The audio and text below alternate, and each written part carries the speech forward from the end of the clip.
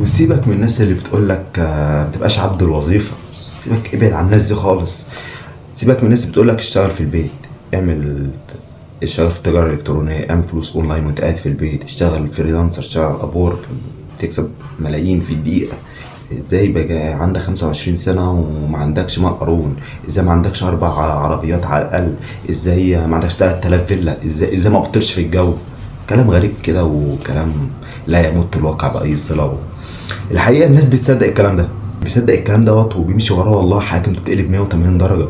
أنا جاي بقى أبين لك الحقيقة. الناس ديت مش حرة ولا أي حاجة. الناس ديت عبد اللايك، عبد للعميل، عبد للترند. هو غير شكل القيد. يعني مثلا الوظيفة القيد بتاعك المدير، هو القيد بتاعه اللايك، عدد المشاهدات. القيد بتاعه تقييم العميل عليه على الموقع عشان عمل له المشروع بتاعه. انا اشتغلت في الحوار دوت، فسألت نفسي سواء الوظيفة وسواء العمل الحر، انا مش حر، لكن شكل القيد بيختلف.